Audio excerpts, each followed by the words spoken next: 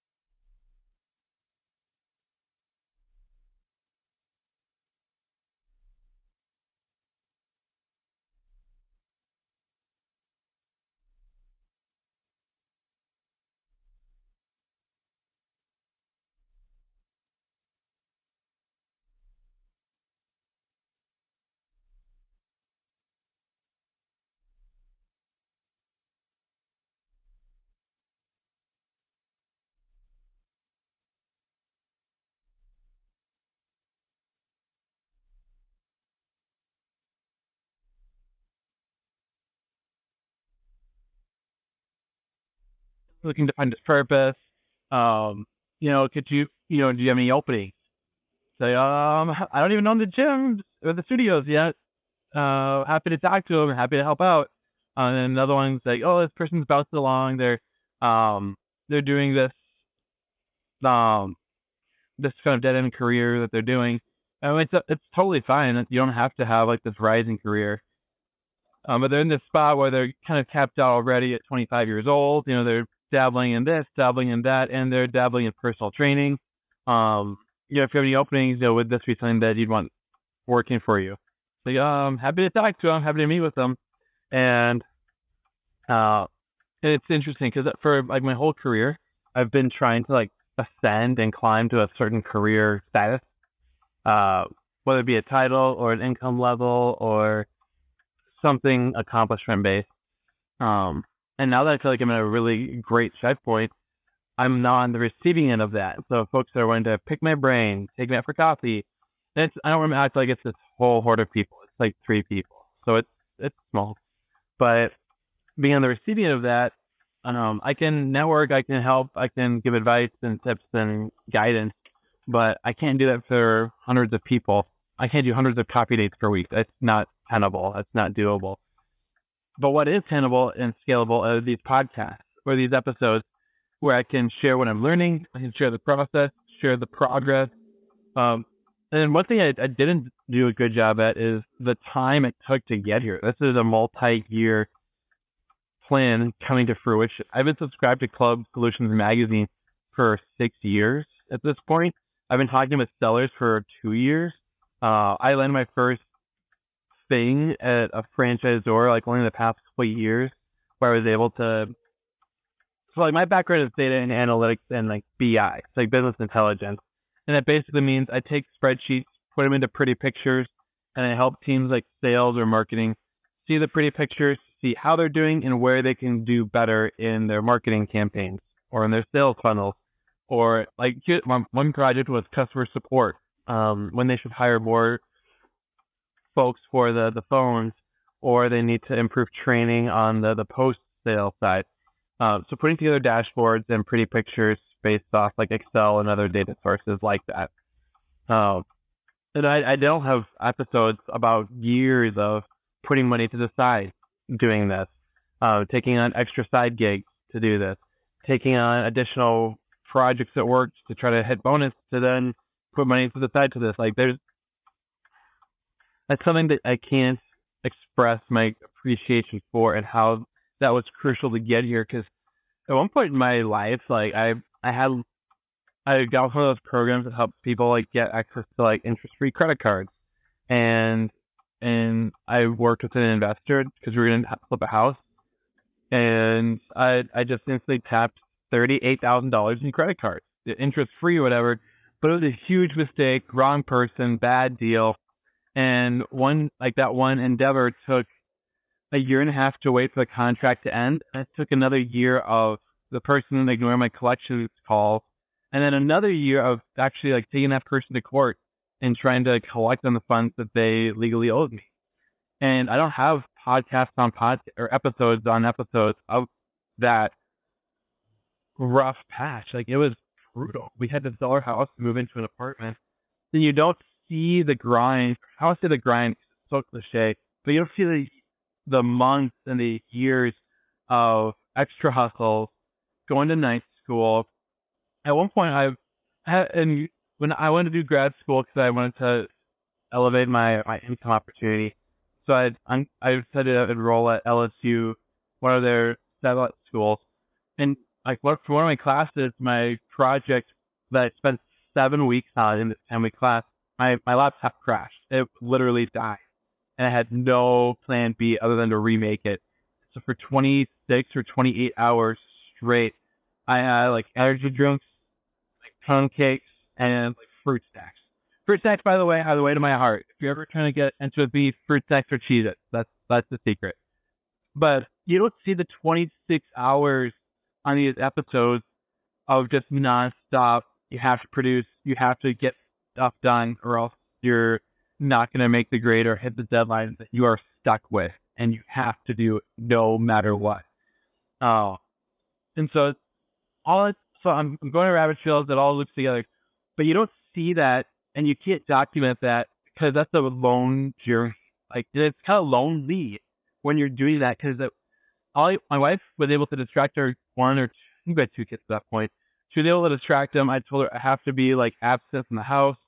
I went to a mall and I put on headphones and I just disappeared by the Apple store for like 12 hours. And then when the mall closed for the night, I came home and sat in our family room, and from 10 p.m. to 8 or 9 a.m., I was on my little chair in the corner trying to recreate this work, and I got it all done. I passed. I think I got an A or a B for the class.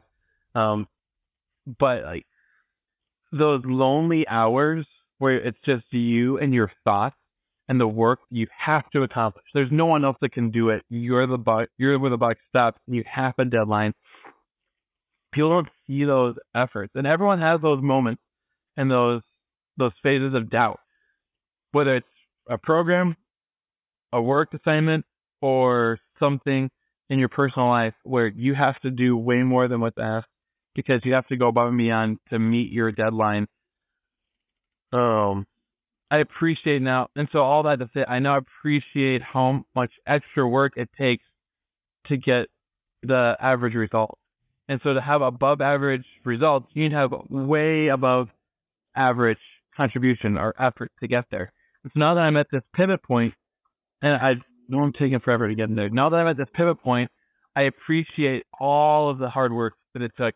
All those mornings and all those times we had to wake up in the middle of the night because I peed the bed, but yeah, I still have some assignment due the next day, but yet I still have a day job to keep, and I'm not doing the leisurely thing of only doing grad school for 3 years, taking my time, networking, and doing the lazy college thing.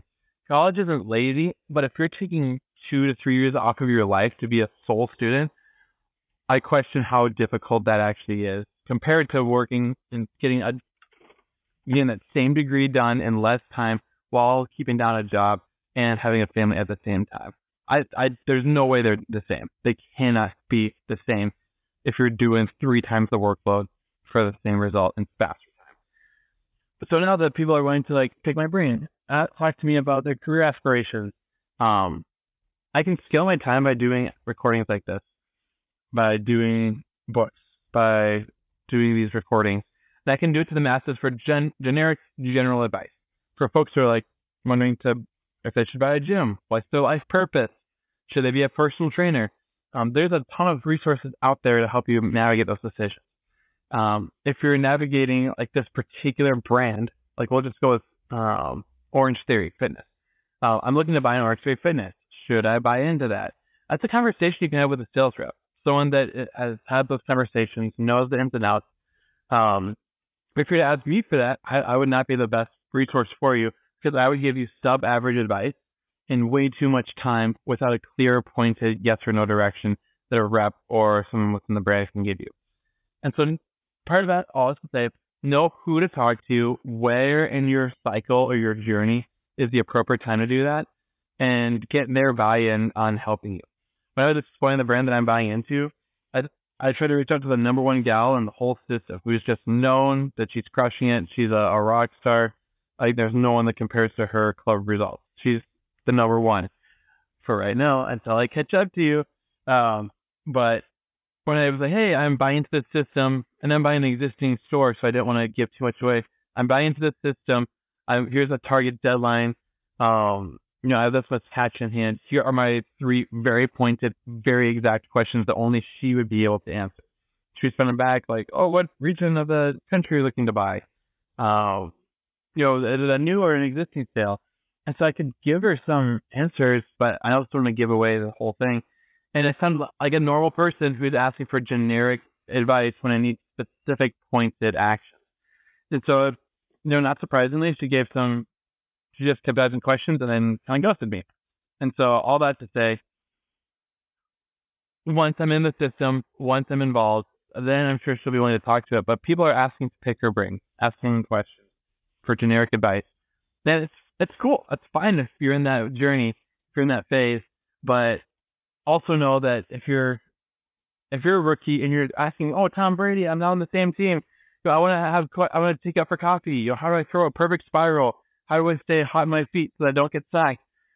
You're not going to get the time of day. But if you're the backup quarterback on the same team, trying to figure out how to work with a very quirky teammate, or this running back has this shuffle step and you can't figure out how to hand the ball off, okay, it's now in his interest to help you, to give you direction, because selfishly it benefits him, but it also is something that will help in your career trajectory that only he has that insider knowledge or access on.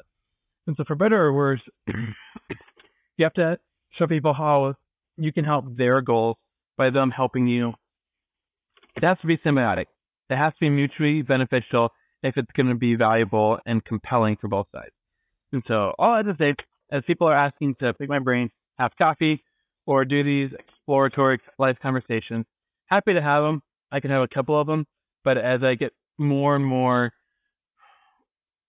as I become more and more of the boss of these studios and start engaging in speaking gigs, doing consulting for potential franchisees, giving back to the system to help the system and the brand grow better, buying commercial real estate over time, my availability shrinks, and so my scalability has to skyrocket.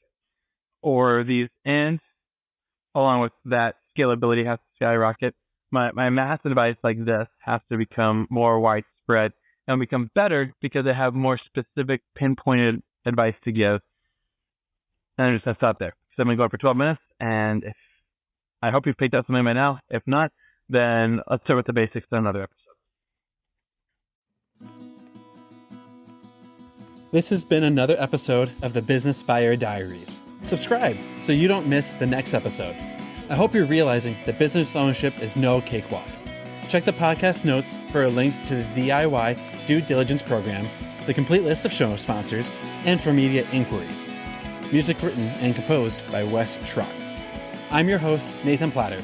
Join me again on the next one.